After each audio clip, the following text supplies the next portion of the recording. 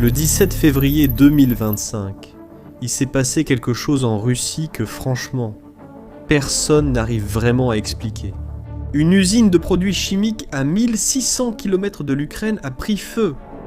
Les drones qui ont causé cela ont traversé des centaines de kilomètres de défense aérienne russe, sont arrivés à destination et ont livré leurs explosifs avec une précision chirurgicale.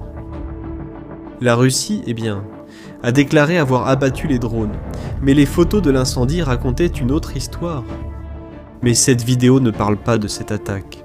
Ce que je vais te montrer ici, c'est l'arme qui a peut-être rendu cette attaque possible. Une arme que personne ne prend assez au sérieux. Une arme que la Russie, avec tout son arsenal de missiles hypersoniques et de systèmes de défense aérienne de dernière génération, n'arrive pas à arrêter sans dépenser une fortune. Pour te donner une idée, cette arme a 200 ans, et c'est justement pour ça qu'elle fonctionne. Et non, je ne parle pas des drones. Ils ont leur rôle, mais ils ne sont pas parfaits.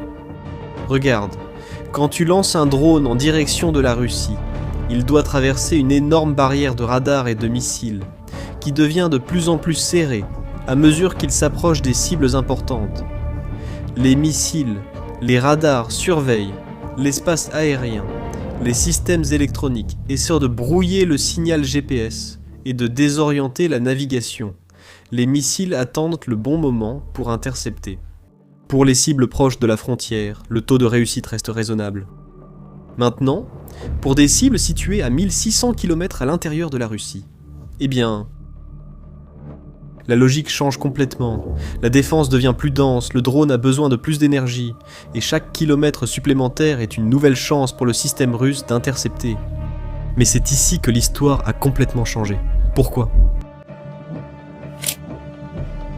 La solution ukrainienne à ce problème est tellement simple qu'elle paraît absurde quand on l'entend pour la première fois.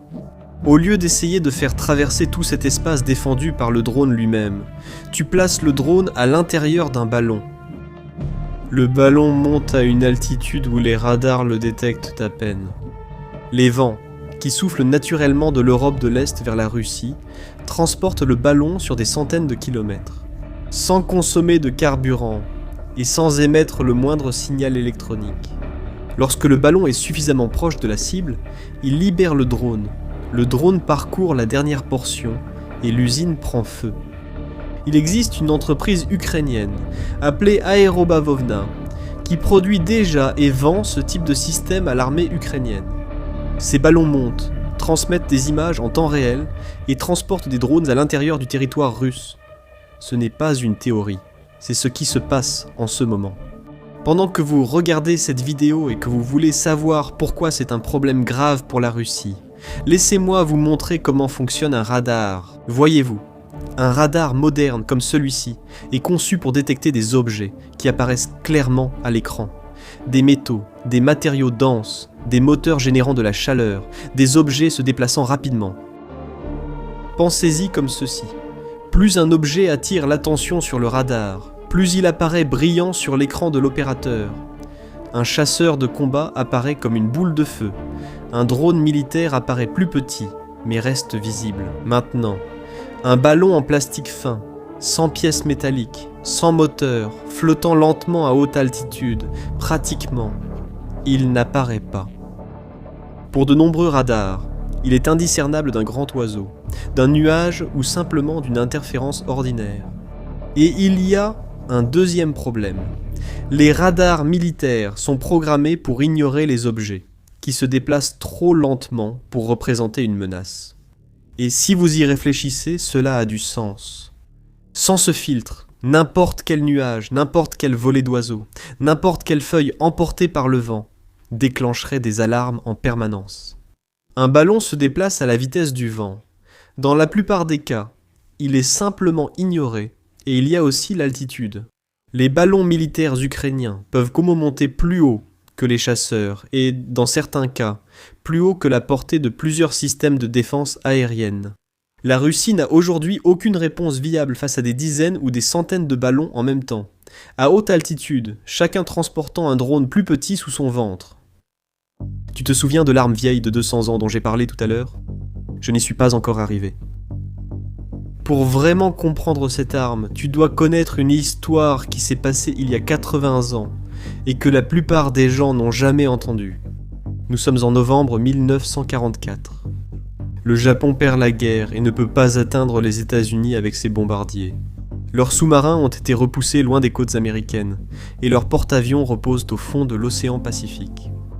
Dans un moment de désespoir créatif, les ingénieurs militaires japonais ont levé les yeux vers le ciel et ont remarqué quelque chose que peu de gens avaient envisagé comme une arme.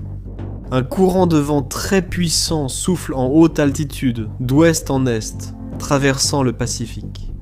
Essa corrente de ventos, que hoje chamamos de corrente de jato, sopra em velocidades de até 320 km por hora. Pendant tout le voyage, environ 300 sont arrivés sur le continent américain. Ils ont été retrouvés de l'Alaska jusqu'au Mexique. L'armée américaine était véritablement inquiète. Là, il y avait une arme capable de traverser des continents à très faible coût, totalement autonome, impossible à arrêter à grande échelle. Le gouvernement américain a pris une décision qui semble évidente avec le recul, mais qui s'est révélée extraordinairement efficace. Ils ont censuré toute la presse, aucun journal, aucune radio, aucune mention publique des ballons. Le silence était total. De l'autre côté du Pacifique, les ingénieurs japonais écoutèrent les transmissions radio américaines, attendant des nouvelles d'incendie, de panique, de destruction, et ils n'ont rien entendu. Ils en ont conclu que les ballons tombaient dans l'océan avant d'arriver. Le programme a été arrêté en avril 1945. Quelques semaines avant qu'une famille de l'Oregon ne découvre le contraire de la pire façon possible. Le 5 mai 1945, le révérend Artie Michel a emmené sa femme enceinte et 5 enfants de son école du dimanche pour un pique-nique dans une forêt de l'Oregon. Les enfants ont trouvé un objet étrange au bord d'un ruisseau. Avant que le révérend ne puisse crier un avertissement, le ballon a explosé. Elsie Mitchell et les 5 enfants âgés de 11 à 14 ans sont morts. Ils ont été les seules victimes civiles d'une action ennemie sur le territoire continental des États-Unis pendant toute la Seconde Guerre mondiale. Le projet Fugo a été considéré comme un échec militaire à l'époque. Mais si l'on regarde de plus près, c'était quelque chose de bien plus troublant. Une preuve qu'il est possible d'attaquer un ennemi à 9000 km de distance avec une technologie à très faible coût, sans avion, sans missiles, sans même une ligne d'approvisionnement. Ce qui a mis fin au programme, ce n'était pas la défense américaine, c'était le silence américain. Et voici la différence, qui change tout quand on compare le Japon de 1944 à l'Ukraine d'aujourd'hui. L'Ukraine ne garde pas de secret sur ses succès. Chaque attaque réussie est publiée, diffusée, propagée. L'impact psychologique fait partie de la stratégie. Poutine a construit le récit selon lequel l'Ukraine est un pays en plein effondrement, incapable d'atteindre le cœur de la Russie. Chaque incendie dans une usine à 1700 km de la frontière détruit ce récit en temps réel. Le Japon a perdu parce qu'il est resté silencieux. Face à la population russe, l'Ukraine a tiré des leçons de cette erreur et fait le contraire. Mais le problème auquel la Russie est confrontée va au-delà de la psychologie. Il est financier et bien plus grave qu'il n'y paraît en surface. La vérité, c'est que la Russie a de l'expérience avec les ballons militaires. Pendant la guerre froide, elle est même allée jusqu'à créer des avions spécialisés pour abattre les ballons d'espionnage américains. Mais cette expérience a été acquise avec de grands ballons, lents, qui restaient des semaines dans les airs à collecter des informations. Les ballons ukrainiens d'aujourd'hui sont tout à fait différents. Ils sont petits, bon marché, peuvent être lancés par dizaines ou centaines en même temps, et au lieu de transporter des caméras, ils transportent des drones. C'est comme dire que tu sais nager et penser que ça te prépare à une tempête. Maintenant, imagine ceci. Tu as un trottoir à protéger et ton voisin commence à lancer des petits cailloux sur ta fenêtre. Tu achètes un système de défense sophistiqué, qui coûte des milliers de raies pour chaque pierre qu'il intercepte, alors que ton voisin a un seau rempli de petits cailloux, qui lui ont coûté 10 raies au total. Qui va craquer en premier? C'est exactement ce qui se passe. Et oui, les ballons dépendent du vent et mettent des jours à arriver. Ce ne sont pas des armes de précision. Mais c'est justement cette imprévisibilité qui rend la défense impossible à planifier. Tu ne peux pas programmer un radar pour intercepter le vent. Pour abattre un ballon avec un missile russe, cela coûte entre 1 et 2 millions de dollars par tir. Un ballon ukrainien coûte quelques centaines de dollars à construire, selon le Centre d'études stratégiques et internationales des États-Unis. À chaque fois que la Russie utilise l'un de ses missiles contre un objet bon marché, elle brûle de l'argent dans une proportion de 1 pour 5000, voire pire. Lorsque tu multiplies cela par des centaines de situations sur plusieurs mois, tu commences à comprendre pourquoi des pays dotés de défense sophistiquées perdent des guerres d'usure contre des ennemis équipés d'armes bon marché. Et les systèmes de défense aérienne russes sont déjà surchargés.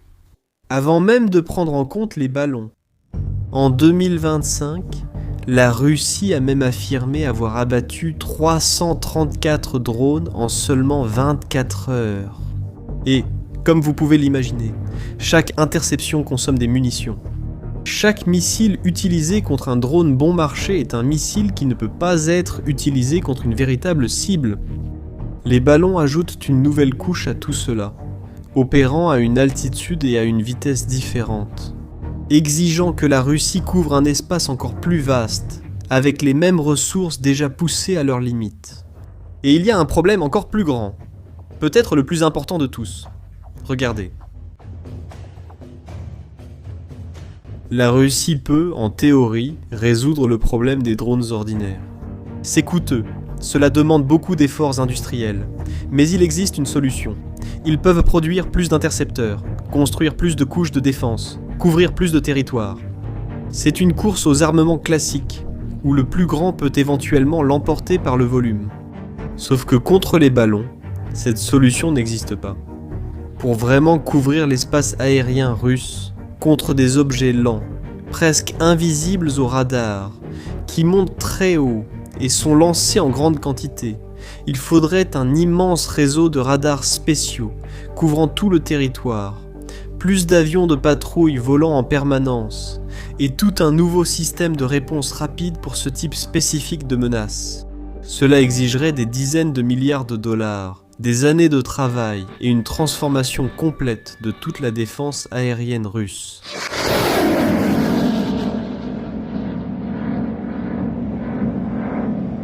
Tout cela alors que la guerre continue, que l'économie est sous pression à cause des sanctions et que l'Ukraine continue d'attaquer.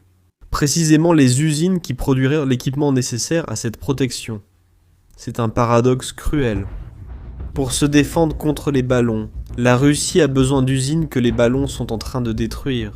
L'usine Metafrax à Goubaka, par exemple, était l'un des plus grands producteurs de substances chimiques de Russie.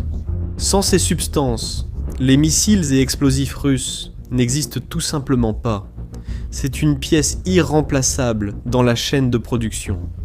Et, ironiquement, ce ne sont pas les sanctions internationales qui ont arrêté ces usines. C'était un ballon. Et cela soulève une question intrigante. Après tout, pourquoi une usine interdite par le monde entier continuait-elle à fonctionner normalement jusqu'au moment où elle a été physiquement détruite? La réponse est, pour le moins, inconfortable. Pourquoi? Les sanctions créent certes des difficultés, augmentent les coûts, forcent des adaptations, mais elles ne détruisent pas la capacité physique. Une usine interdite peut encore produire si elle trouve des fournisseurs alternatifs, des routes parallèles d'importation, des acheteurs prêts à fermer les yeux. Et la Russie, avec 3 ans de guerre et d'adaptation forcée, est devenue très douée pour trouver ces alternatives. Maintenant, un drone à l'intérieur d'un ballon n'a pas d'alternative. Il arrive ou il n'arrive pas. Et quand il arrive, les dégâts sont physiques, immédiats et irréversibles. En septembre 2025, lors d'une attaque massive contre Moscou et le Tatarstan, des sources au sein même du ministère russe de la Défense ont admis pour la première fois l'utilisation à grande échelle de ballons ukrainiens. La déclaration était révélatrice, non pas pour ce qu'elle disait, mais parce que le rapport officiel de ce jour-là a omis. il a compté les drones abattus. Il n'a mentionné aucun ballon. Le schéma est toujours le même.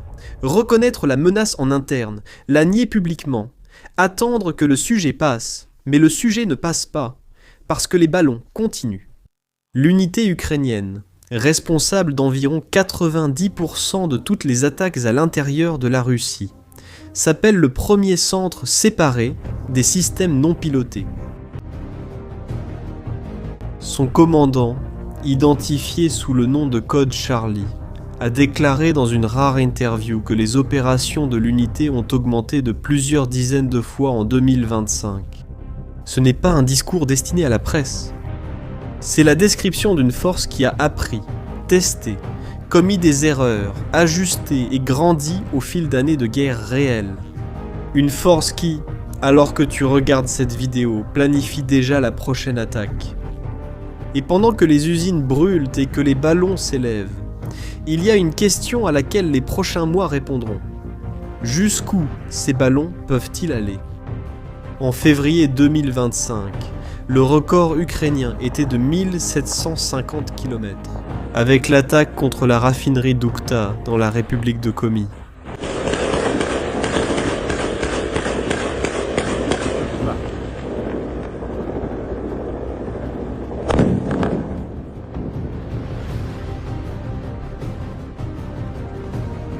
L'attaque contre Metafrax était légèrement en dessous de cela.